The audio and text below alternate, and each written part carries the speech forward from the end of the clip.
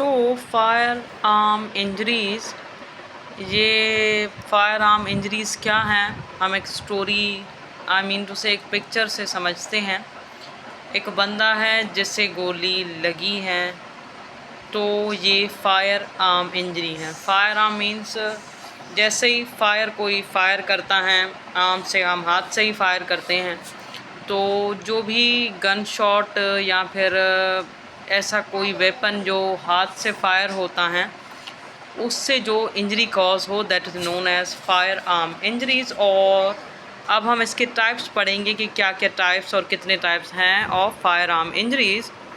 तो सबसे पहले बताया गया है as per forensic law GSWS gun shot wounds और इंजरीज़ एक ही बात है, ठीक है। तो फिर हम एक सेकंड में ही समझ लेते हैं कि what are the type of fire arm injuries, ठीक है। तो पेनिट्रेटिंग इंजरी, जिसमें बुलेट पेनिट्रेट कर जाए बॉडी में। एग्जिट वोंड, जिसमें बुलेट जो है वो बॉडी से निकल जाए, मीन्स उसे रास्ता मिल जाए और वो निकल जाए, दैट इज़ नोन एज। जैसे कि हमें किसी मॉल के, हम गए किसी मॉल में और वहाँ के एग्ज़िट गेट्स से चले गए, so that is known as exit wound. अब उसके बाद हम आ जाते हैं बुलेट फोर्स इंजरीज़, जहाँ पे जो गन शॉट या बुलेट शॉट हुई हैं वो तो पेनिट्रेट नहीं किया उसने बॉडी को, मगर उसकी फोर्स की वजह से या फिर उसके जो कॉन्सिक्वेंसेस हुए, वो गन आपको मीन्स करीब से गुजर गई या व्हाट्सएवर, जो गन नहीं बुलेट, तो उस वजह से जो आपको इंजरी काज हुई, that is known as bullet force injuries. उसके बाद ब्लास्ट इंजरी, जो भी ब्लास्ट हुआ, एक्सप्लोसिव फोर्स उसकी वजह से जो आपको इंजरी हुई, that is known as blast injury. उसके बाद हम यहाँ पर पैटर्न समझने की कोशिश करते हैं कि what are the patterns of these injuries, ठीक है।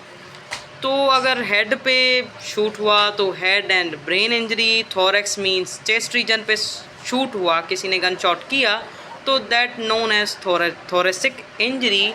अब अगर एब्डोमिनल रीजन यानी कि पेट की जगह पर किसी ने गोली मारी, तो that is known as abdominal injuries. अब यहाँ पर हम आ गए हाथ और पैर में किसी ने गन शॉट किया, तो that will be called extremity injuries. अब उसके बाद यहाँ पर हम फर्दर फायर आर्म इंजरीज़ की टाइप में ही सेकेंडरी इंजरीज आ जाते हैं।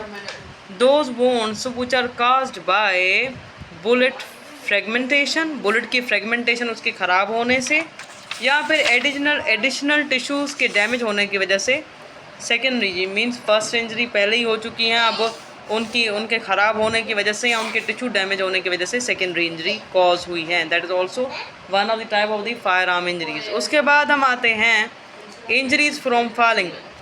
Injuries from falling are those injuries, दो सेकेंडरी काइंड ऑफ इंजरीज़, जो पहले तो एक फायर आर्म से ही पर्सन जो है वो इंजर्ड हैं, अब उससे वो गिर पड़ा है, कहीं गिर गया है, तो वो जो इंजरी गिरने की वजह से काज होगी, that is also known as injuries from falling because whatsoever, ठीक है। उसके बाद हम आ गए साइकोलॉजिकल ट्रोमा। ये साइकोलॉजिकल ट्रोमा बेसिकली कोई वोंड नहीं है, मगर कोई जो सर्वाइवर होगा फायर आर्म इंजरी का, already that person has been in that situation जहाँ पर गन शॉट हो रहे हैं, यहाँ पर ब्लड निकल रहा है, whatsoever in that kind of state I am not in right now.